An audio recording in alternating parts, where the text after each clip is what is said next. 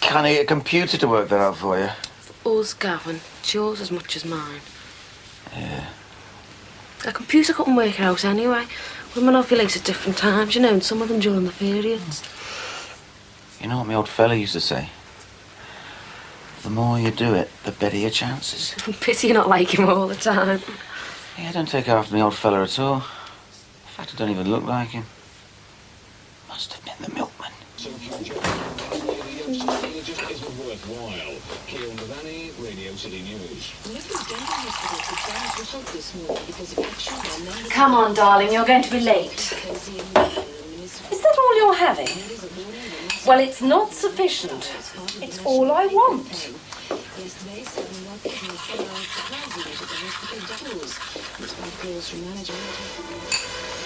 I was listening to that. I want the weather. Well, I want the news. I want the weather. Please, Paul, take the children to school. Gordon's going to miss his train. Come on, Lucy, get ready. When I've listened to the news, I will come into the car. Until 8:25, my time is my own, and I am listening to the news. Honestly. Is that really necessary? I think it's necessary to know what's going on in our area. I mean, if you listen to the local news a bit more and ventured out, you might understand what I'm going on about a bit more. Like that bloke across the road and his strike, for instance. Lucy, Dad's in the car. He's going now. You ready? Yes. I don't know what all the rush is about. We're only going to school, you know. Well, if we don't hurry up, I'm going to miss my train. I'm coming, okay? Tell your father she won't be long. Come on, Lucy. Try and cheer up. Right, I'm off. Don't go talking to any strange men dressed like that. What do you have on today? I'm a bit busy. Got a bit of business. A bloke across the road's one of them. Oh, that one that was on the news. His son, Barry. He's okay. He's got something for me. You know, they're not a bad bunch over there. You're going to invite them over sometime, get to know them. Strictly business at the moment. It always is. Anyway, at some stage in the day, you're going to have to produce a sperm sample. And that's more important than any of your deals, even if they are with the neighbours. Remember, you've got 2 hours from the time it leaves you to the time it arrives at the hospital. See you later. Hey, how can I without the car? Well, you're going to have to get up and run me in, aren't you?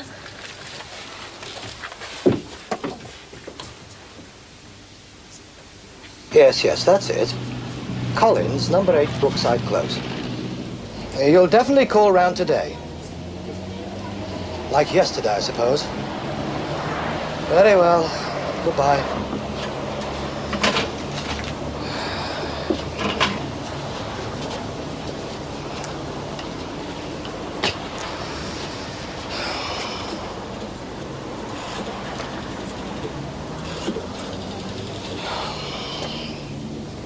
Oh, British Telecom.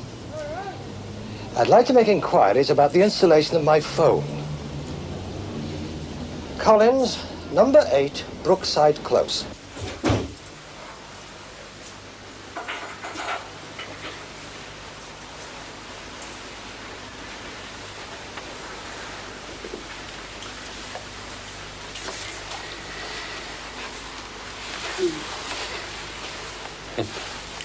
I can't stand the thought of cremation. Nobody can while they're alive. That was a nice wreath the company sent, though, wasn't it? Yeah, he was well respected, was old Arthur. He was a tough old sod. But at least you knew where you stood with him. He didn't mess around. And he never promised anything he couldn't deliver. You're going to miss him, aren't you? Oh, you can say that again. Him and me dad go back a long, long time. You know, I can remember watching him at home. Writing leaflets and strike notices, doing it all by hand. There was no photocopiers then. And then my mum would come in and she'd start moaning and groaning and she'd be going on and on at Arthur have to smell from his pipe tobacco. And then my dad would get a cobble and tell her to mind her own business and go to bed. And she would go to bed. And then he'd have a cobble. And then she'd give him nothing then for a week. Oh, To think what they went through then, what we go through now. Never changes, you mean? Oh, in some ways, but I think we have it a lot easier. Hey, we're not in for a nostalgic review of the welfare state, are we?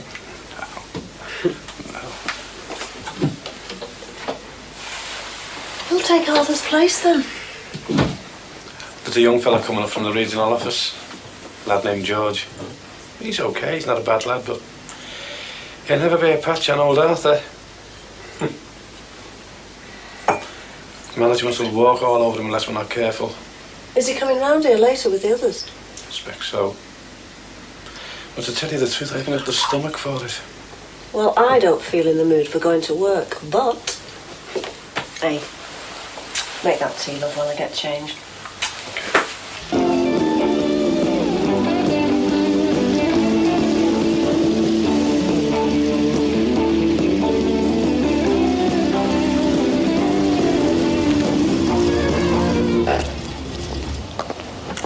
A lovely Lomax.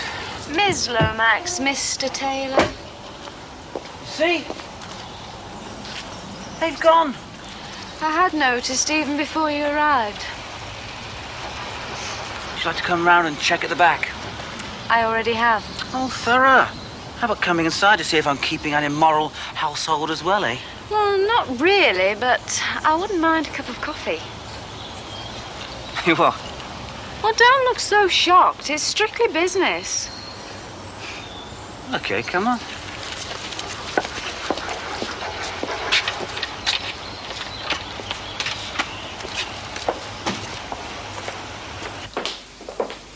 Oh, come on, Ms. Lomax. I mean, what crime have I committed, eh? I store a few cookers for a mate. A neighbour complains. Fair enough, like, you give me a week to get shut, and I do. So now you're about to drink my coffee and eat my biscuits. So where's the harm of that, eh? Mr. Taylor, if everyone used their garden... But everybody doesn't. Because they know we wouldn't let them. You actually like your job, don't you? Yes, I do. It's a job with a purpose. What, preventing blokes like me from doing... screwing up the environment? Yes, that makes it purposeful.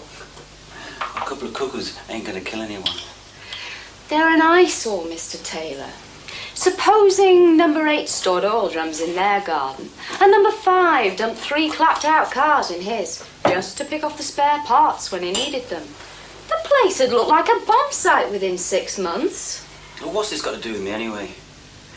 I'm storing some cookers for a mate, so what? I have tried to be subtle, Mr. Taylor, but I know exactly whose cookers they are. And no doubt you'll expect them to return in a week or so when things settle down.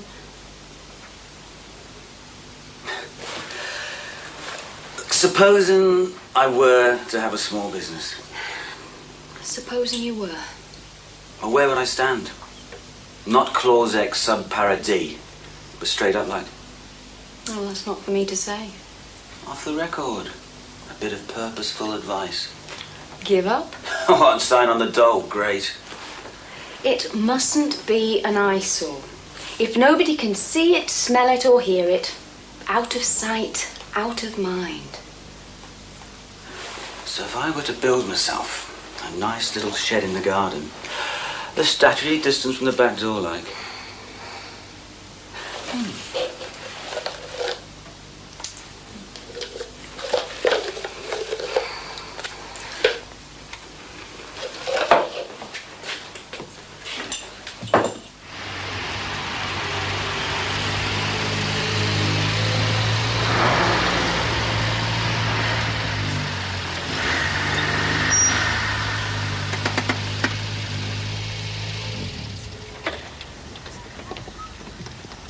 But surely it can't be that complicated for this size of house.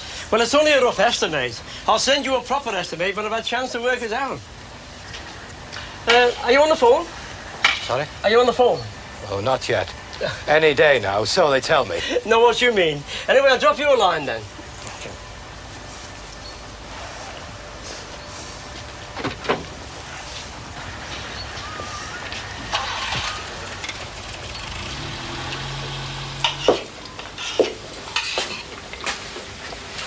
Reasonable quotation?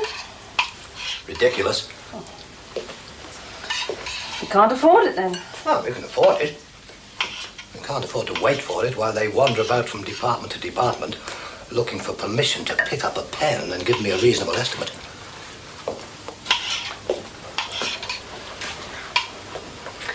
So you do intend to use our insurance money for a carport? Yes? Does that include Gordon's share? What do you mean, Gordon's? Well, it was mostly his things that were stolen. Ah, he'll be all right. He'll still get his computer. And a more sophisticated one than he had before. I wonder how the Bolshevik bacchanalia is progressing across the close. What? The Politburo are in session in number 5. Oh, please, Paul. Please what? Please don't complain to the council. So, it's cut off your nose or bleed to death. Some friggin' choice that is. You get nowhere talking like that, Jonah. There's nowhere to go, Bobby. Oh, it's not that bad. If 200 redundancies isn't that bad, what is? 250? All right, Jonah, the redundancies are bad. But it's not a total shutdown. Not everybody are going to be out on the rear by the new year. If Arthur... Jonah. If Arthur Clarke was here, he'd have stuck it out for a proper solution. Look, we all know 200 redundancies stinks. But not even Arthur could have saved those jobs for you. Now, with early retirement and any other volunteers, well, it mightn't be as bad as it looks. I don't know. It still looks bad. And not only that, some men, and my missus, are going to be wondering what the hell we stayed out for so long, like. When all we've achieved is, well... The loss of 6 weeks' wages. And a good upper into the bargain. Well, we would never bargain for that, Jonah, did we? But at least we know one thing. We know that the men out there voted to come out. And who knows, they might even vote to stay out too. You're great, you are, Bobby. They're crossing the picket lines like it's their January sales, and you think they might vote to stay out. They'll be back like a shot, and you know it. Well, we'll just have to go back then, won't we, lad? Okay. Well, listen, let's accept that sometime we've got to go back. But there's still the 200 jobs on the chopping block that's got to be taken into account. Now, apart from sort of voluntary redundancies, how many others do you think there'll be? 80, possibly 100. Jesus, is early retirement going to reach down to 35? Will you, Jonah? George has got a hard job on stepping in for Arthur. Let's face it, George, you don't know the score. So don't be scared of saying you don't know the figures. We accept that. But this has got to be dealt with carefully. Yeah. Yes, Jack, we know, but what about the others? Who goes? Last in, first out. Always is. Is it? Don't be so bloody soft, Jack. What about them bastards who crossed the picket? If anyone goes, it's them. Jonah, we've already suspended them. And what do you think the newspapers would make of that lot? They crossed the picket, Bobby. No one made them. They need educating. They need shooting. They know you were right.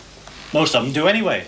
But you've got to prove it to them. It's no good acting superior to them. They'll only resent it. So what? So, take a leaf out of Chairman Mao's book.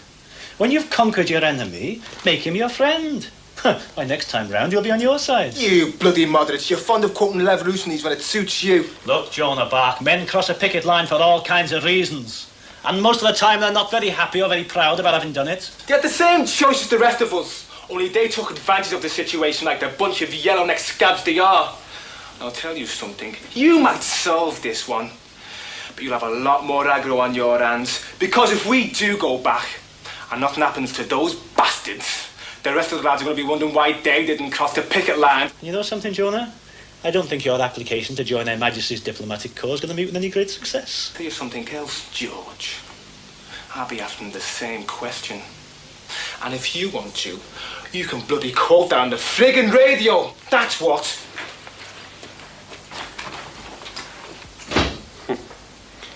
Got a nice one here, George.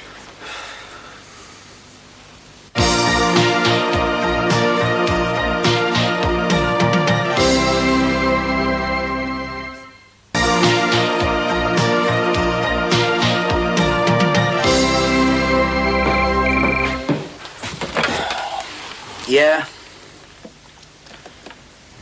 Okay. Fine. Cash? That's okay. Right, nice one, Barry. See you later.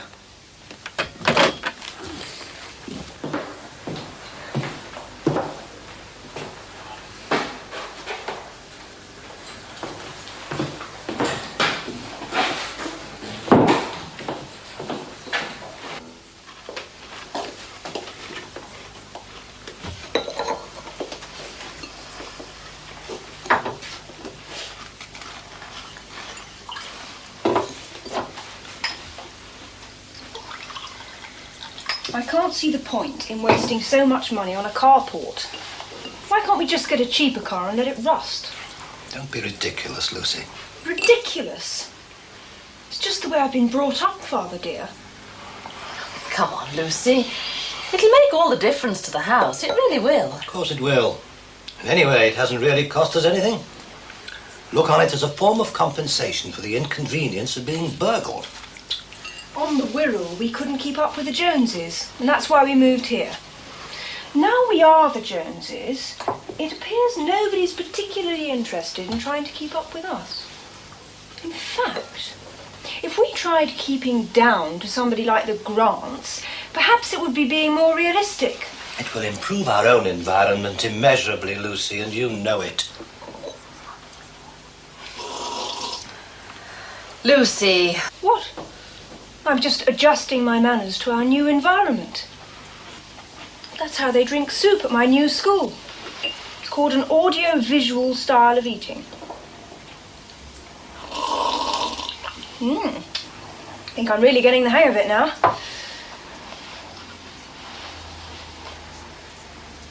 Anyway, what do you think about a carport, Gordon? Oh, I'm sorry. One question at a time. Do you, A, think, and B, if so, what do you think about Daddy protecting his pride and joy from the elements? Very droll, Lucy, very droll. It seems... Well, most of what we had stolen in the burglary was mine. My electronics. And we seem to have replaced my electronics with a carport. Yes, Gordon. I can sympathise with you. You're being so unreasonable, Gordon. I mean, it's a wonderful idea. And it's increasing the value of our property. Why are you so single-minded? Can't you see it's for the common good? We haven't yet had our money from the insurance company, Gordon. But when we do, we'll see about replacing your computer. Okay?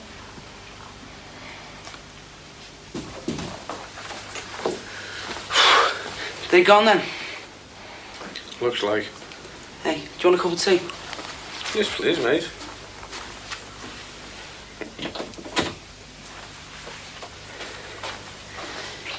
Hey, he's a dickhead, Jonah, isn't he?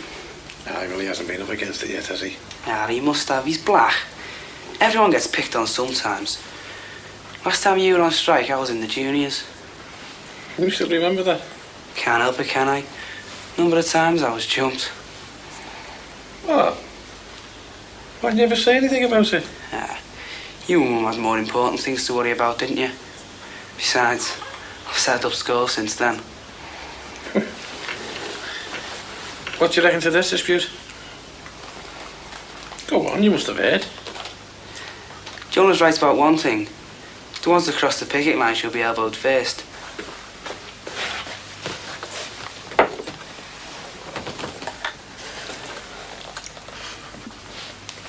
What's up with you? I'm in love. Anybody I know? My wife. Get us another biscuit, then. I can't, we haven't got any. With a whole packet there this morning. Yeah, I know, but I invested them. Well, perhaps we should invest in an interpreter. It'd save us a lot of time. I got some good news today. We're getting the cookers back legally.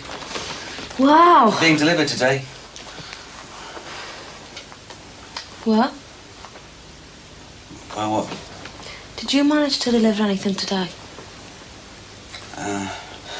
No, I didn't have time, love. Well, time to get to the hospital within 2 hours. Honest.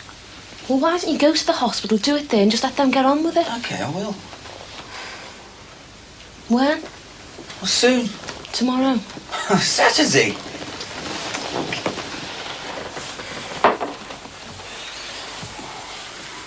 On Monday, I promise. You're more interested in your stupid cougars in the past. No, I'm not. On Monday, I deliver enough sperms to drown the whole bloody hospital. Honest. Oh, great! He's got him!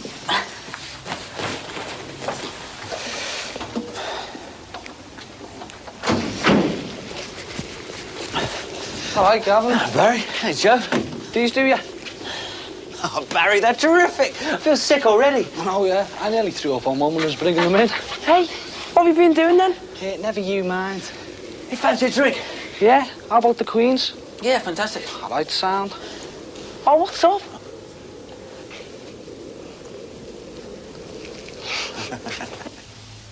Well, Daddy, seems like your idea of home improvements is catching on. Pardon? We really are the Joneses of Brookside. In double quick time. Good God. Annabelle? Gavin, what's going on? If they like writing to the council, why spoil their fun, eh? See you later, love. I'm going for a swift half with Barry. Who? Gavin?